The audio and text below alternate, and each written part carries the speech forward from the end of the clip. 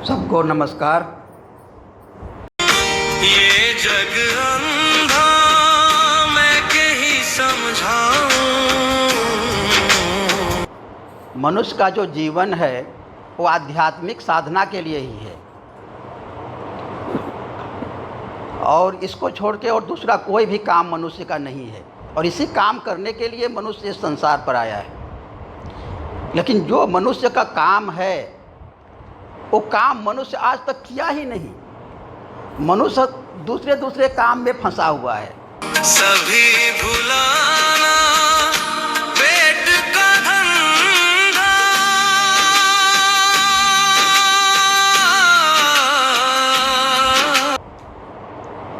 पहले क्या हुआ कि मनुष्य बहुत सारा शारीरिक काम करता था, उन कामों को मशीन करने लगा। जैसे मनुष्य बहुत दूर दूर तक पैदल चलता था तो उसके लिए बैलगाड़ी वगैरह बनाया, उसके लिए मोटरसाइकिल और भी कार वगैरह बना तो मशीन करने लगा। खेती करने के लिए मनुष्य अपने से पानी निकालता था स्वयं से, उसके लिए मशीन आ गई तो मशीन से पानी निकालने लगा। उस प्रकार नाना प्रकार के काम मशीन करने लगा तो मनुष्य को शारीरिक रूप से थोड़ा सहूलियत हुई। तो क्या हुआ, मनुष्य का मानसिक रूप से बहुत विकास हुआ और जब मानसिक रूप से विकास हुआ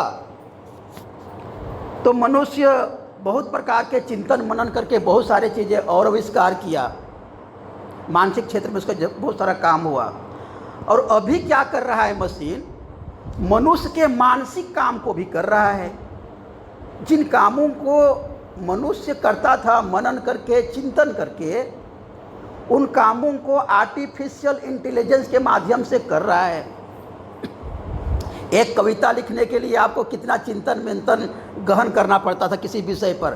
गाय पर आपको एक कविता लिखना है तो आप सोचेंगे, मनन करेंगे, चिंतन करेंगे, फिर गाय पर कविता लिख सकते हैं। लेकिन अभी एआई को बोलिए कि आप गाय पर कविता लिखो तो 1 सेकेंड में लिख करके आपको दे देगा।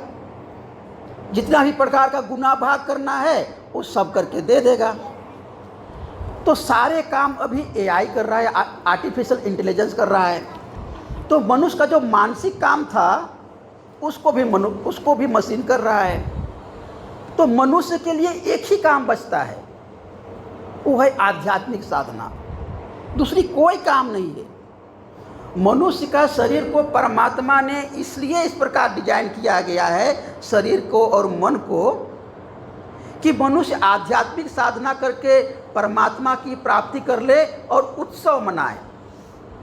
उत्सव का मतलब क्या है, एकदम आनंद से उछल पड़ेगा, क्या जीवन है, क्या आनंद है ना, जो कि दूसरे जीवन में संभव नहीं है।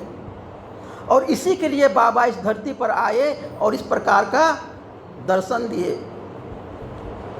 तो किसी भी काम को शुरुआत करने के लिए तैयारी की बहुत ज़रूरत है।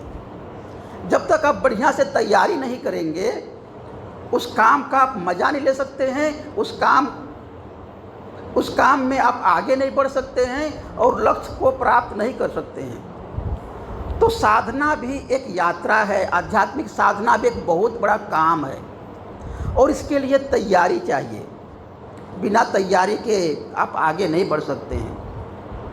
और इसी की तैयारी में बाबा बोलते हैं कि सबसे पहले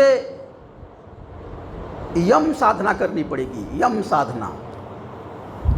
यम साधना के बिना आप आगे नहीं बढ़ सकते हैं। आप तैयारी के बिना आगे नहीं बढ़ सकते हैं। आपको मानस को उस लायक बनाना पड़ेगा, उस प्रकार की चीज़ों को अचीव करने के लिए, परसीव करने के लिए, अपने तरफ आकर्षित करने के लिए तैयारी चाहिए। तो बाबा बोलते हैं यम साधना। तो यम का मतलब क्या होता है, कंट्रोल करना, नियंत्रित करना। जैसे कि मान लिया ये हारमोनियम है, इसमें हम राग रागिनी को कंट्रोल ही नहीं करेंगे, नियंत्रित नहीं करेंगे तो इसमें कोई राग ही नहीं निकलेगा। और यम का मतलब क्या होता है, एक मशीन भी होता है, एक यंत्र भी होता है, यंत्र। तो मनुष्य का मन क्या है, एक यंत्र है। और उस यंत्र के क्या है, उस यम के 5 भाग है, 5 पार्ट है, 5 प्रकार के कल पुर्जे हैं। उस मन के, उस यम के 5 कल पुर्जे हैं और सारे कल पुर्जे को सही होना चाहिए। यदि एक भी कल पुर्जा गलत होगा तो उसमें से सही काम नहीं हो सकता है। जैसे कि मान लिया ढोलक है, अब ढोलक का इधर का पार्ट निकल गया, इस साइड का पार्ट निकल गया, तो ढोलक का काम नहीं करेगा। इसमें उल्टा करके मनुष्य इसमें कुछ सामान रखना शुरू रख देगा, चावल रख देगा, गेहूँ रख देगा, इधर खाली है तो कोई दूसरा काम करने लगेगा, ये ढोलक नहीं रह जाएगा फिर। तो उसी प्रकार मनुष्य का जो यम का जो 5 भाग है, 5 मशीन का जो अंग है, उसमें से एक पार्ट भी यदि खराब हो जाएगा तो मनुष्य का जो काम है वो मनुष्य वो काम नहीं करेगा, वो दूसरा काम करने लग जाएगा। और वही मनुष्य भी कर रहा है। मनुष्य का जो काम है वो मनुष्य नहीं कर रहा है, ये ढोलक का जो काम है वो ढोलक नहीं कर रहा है, वो दूसरा ही कुछ काम कर रहा है, दूसरा ही कुछ काम में मगन है ना। तो इसलिए क्या है, ये अपने जो मशीन को, इस यंत्र को नियंत्रित तरीके से चलाना पड़ेगा। जैसे कि मान लिया आपके पास कार है, बाइक है बहुत स्पीड वाली, है ना, और उसमें कोई ब्रेक ही नहीं है, ब्रेक नहीं है, तो वो कार कोई काम की नहीं है। तो इसीलिए जितना स्पीड से आप आगे बढ़ना चाहेंगे, जितना गति से आप आगे बढ़ना चाहेंगे, उसी प्रकार का आपका मशीन का यंत्र वगैरह चाहिए, उसी प्रकार से ब्रेक वगैरह चाहिए। और वही हमको सिखाता है यम का पहला भाग, अहिंसा। अहिंसा, और इस अहिंसा को बहुत बार बहुत गलत तरीके से व्याख्या किया गया, और उसके कारण भारत को और मनुष्य को बहुत झेलना पड़ा। इस अहिंसा को जैनिज्म में बहुत अलग अलग तरीके से व्याख्या किया गया, बाबा बोलते हैं, जिसके कारण बाबा बोलते हैं गृहस्थ तो क्या सन्यासी भी धर्म के रास्ते पर नहीं चल सकता है। जिस प्रकार से अहिंसा को बताया गया जैनिज्म में, बाबा बोलते हैं सन्यासी भी नहीं चल सकता उस रास्ते पर, तो गृहस्थ किस प्रकार से चल सकता है। और धर्म तो सबके लिए है, सभी मनुष्यों के लिए धर्म है, क्योंकि धर्म के रास्ते पर चलना ही मनुष्य का काम है। अब इसको इतना कठिन बना देंगे तो मनुष्य धर्म के रास्ते पर कैसे चलेगा। तो इसलिए इसके बहुत बार गलत तरीके से व्याख्या किया गया। बुद्धिज्म के समय एक जैन अहिंसा के बारे में बताया गया, और बुद्धिज्म के कारण क्या हुआ कि हम युद्ध ही नहीं करेंगे, हमारा दुश्मन भी आ जाएगा, हमारा घर को भी ले जाएगा, हम पर आक्रमण भी कर देगा, हमारा सब कुछ को ले जाएगा, फिर भी हम युद्ध नहीं करेंगे। और उसके कारण क्या हुआ, भारत में बहुत सारे बाहर के लोग आए और आराम से जीत लिए, और भारत पर सालों साल शासन किए। हून का आक्रमण हुआ, पठान का आक्रमण हुआ, मुगल लोगों का आक्रमण हुआ, और भारत को आराम से जीतते चले गए यहाँ के राजाओं का। आक्रमण नहीं करना है हमको, युद्ध नहीं करना है हमको, अहिंसा को हमको मान के चलना है, अहिंसा के गलत नीति के कारण। उसके बाद महात्मा गांधी का एक अलग अहिंसा का चला दौर कि कोई एक गाल मारता है इधर तो हम तो इस गाल को भी दे देंगे। तो इस प्रकार की इस अहिंसा के नीति के कारण भारत को पूरा नपुंसक जैसा बना दिया गया। उसमें जो वीर भाव था, मनुष्य में जो लड़ने की, संग्राम करने की शक्ति थी, उसको पूरा खत्म कर दिया इस अहिंसा की गलत व्याख्या के कारण।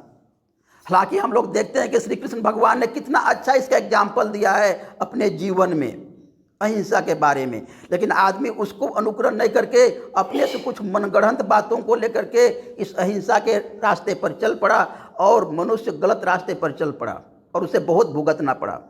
और इसलिए बाबा को अहिंसा को नए तरीके से व्याख्या करना पड़ा, और नए तरीके से बाबा को बताना पड़ा इस अहिंसा को। और इसीलिए बाबा का इतना व्यवहारिक अहिंसा है, आनंद मार्ग का अहिंसा, कि उस अहिंसा पर आराम से गृहस्थ भी चल सकते हैं और सन्यासी भी चल सकते हैं, सभी लोग उस अहिंसा को मान के चल सकते हैं, कोई पाबंदी नहीं, आराम से चल सकते हैं। भोजन के बारे में बाबा बताए हैं कि जिसमें जीवन का सबसे कम विकास है, मन का जिसमें सबसे कम विकास हुआ है, क्योंकि जीव जीवस्य भोजनम, मनुष्य जब भोजन करेगा तो जीव को ही करेगा, जीव ही उसका भोजन है। तो बाबा बोलते हैं जिसमें मन का सबसे कम विकास हुआ है उसको हम भोजन के रूप में चुनेंगे, समस्या समाधान है ना। तो ये बाबा बोलते हैं। और उसके बाद बाबा बोलते हैं कि जीवों के बारे में, कि बाबा बोलते हैं एक जात शत्रु होता है, एक मित्र होता है, और एक न्यूट्रल होता है। जो हमारे अगल बगल में जो जीव जंतु हैं उसे इसी प्रकार के स्वभाव होता है। जैसे सांप है तो सांप जात शत्रु है, बिच्छू है तो बिच्छू जात शत्रु है, मच्छर है तो मच्छर जात शत्रु है। और जात शत्रु के बारे में बाबा बोलते हैं कि यदि तुम उसको नहीं मारोगे तो वो तुमको मार देगा। इसलिए तुमको यदि काट रहे तुम मनुष्य का जीवन ज़्यादा महत्वपूर्ण है, इसलिए उसके जगह पर जाकर के तुम उसको नहीं मारना है। लेकिन तुम्हारे पास, तुम्हारे घर पर आ गया, तुम्हारे बेड पर आ गया, तो उसको मारने में कोई पाप नहीं है। तो बाबा कितना बढ़िया से समझाते हुए जाते हैं अहिंसा को, कितना बढ़िया से समझाते हुए जाते हैं, ताकि मनुष्य को कहीं भी दुविधा नहीं होती है, कहीं भी उसको आत्मग्लानि नहीं होती है, अरे मैंने हिंसा कर दिया, मैंने ऐसा कर दिया, है ना। फिर बाबा अहिंसा को समझाते हैं एक श्लोक के माध्यम से। ये लोग आतताई है और इनको मारने से कोई पाप नहीं है। जो हमारे खेत खलिहान को अधिकार करना चाहता है, जो घर में आग लगाना चाहता है, कोई किसी का पत्नी को अपहरण करना चाहता है, इन सब स्थितियों में आक्रमण करना, संग्राम करना, लड़ना, यही मनुष्य का फर्ज है। और यहीं पर उसकी पता चलता है कि इसमें मनुष्यता है। और वहाँ पर अरे हमको तो हिंसा नहीं करना है, हमको धर्म के रास्ते पर चलते हैं, तो फिर कैसे काम चलेगा, कैसे लोग आध्यात्मिक रास्ते पर चलेगा। तो बाबा ने इसलिए इस सब चीज़ों को बहुत बढ़िया से बताए हैं और आध्यात्मिक रास्ते को इतना सुगम बता दिए हैं।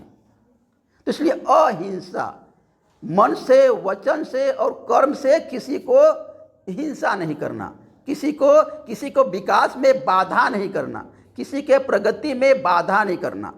सब कुछ को इस संसार में विकास करने का अधिकार है, अपने उच्चतम शिखर पर जाने का अधिकार है, पहुंचने पर अधिकार है। तो उसमें किसी को बाधा नहीं देना, चाहे शरीर से, चाहे मन से, चाहे आत्मा से। तो ये है। लेकिन मनुष्य क्या करता है, कभी कभी अपने प्रति ही हिंसा करने लग जाता है। दूसरों के प्रति हिंसा तो करता ही है, अपने प्रति भी हिंसा करता है। अब अपने प्रति कैसे हिंसा करता है, जैसे कि मान लिया हमारा शरीर है, तो शरीर को स्वस्थ रखना ये अहिंसा है। अब मनुष्य क्या करता है, इसको शराब पी करके, इसको गुटखा खा करके, इसको मांस खा करके, इसको दुनिया भर का गलत प्रकार की दिनचर्या से इसको इतना अत्याचार करता है, शरीर पर इतना अत्याचार करता है कि शरीर तहस नहस हो जाता है, शरीर रुग्ण हो जाता है। शरीर में कभी भी धर्म की तरफ चलने के लिए कोई भाव नहीं जगती है, कोई प्रेरणा नहीं जगता है। तो इस प्रकार अपने में ही हिंसा कर लेता है। तो इसलिए बाबा बोलते हैं यम नियम का मतलब क्या हुआ कि नियम साधना मतलब हम अपने से भी अच्छा व्यवहार करेंगे अपने लिए, और यम साधना मतलब क्या हुआ, इस संसार के प्रति हम अच्छा व्यवहार करेंगे, कल्याणात्मक व्यवहार करेंगे। हिंसा तो नहीं करेंगे लेकिन प्रेम करेंगे, पेड़ पौधों के प्रति, जीव जंतु के प्रति, मनुष्यों के प्रति, सबको प्रति कल्याण का भाव रखेंगे, प्रेम करेंगे, सेवा करेंगे। ब्रह्म का स्वभाव है, ब्रह्म का ही स्वरूप है, ऐसा समझ करके यही यम साधना है, और दूसरी कोई यम साधना नहीं। और यदि ये भाव नहीं रहता है, यदि ये भाव नहीं रहेगा तो मनुष्य काम सही से नहीं कर पाएगा। वही मैं बता रहा था कि ढोलक के ढंग से बजेगा नहीं, वो दूसरा ही कुछ काम करेगा। यदि यम साधना के पांचों भाग मनुष्य में सही काम नहीं करेगा, अहिंसा, सत्य, अस्तेय, ब्रह्मचर्य, अपरिग्रह, ये सही से फंक्शन नहीं करेगा मनुष्य के मन में, तो मनुष्य का जो ओरिजिनल काम है वो काम नहीं करके मनुष्य कुछ दूसरा काम करने लग जाएगा। और आजकल अधिकतर लोग यही कर रहा है। तो इसलिए सबसे पहले बाबा बोलते हैं कि इस पांचों भाग को अपना ठीक करना पड़ेगा। और इसीलिए बाबा बोलते हैं कि यम साधना के बिना, यम नियम के बिना साधना नहीं हो सकती, और नहीं हो सकती, क्योंकि यम साधना आपका साधना का बेस है, साधना का आधार है। घर बनाना है, अब नींव नहीं बनाएंगे, बोलेंगे हम हवा में ही घर बना लेंगे, बिना नींव खोदे ही घर बना लेंगे, तो नहीं बनेगा घर।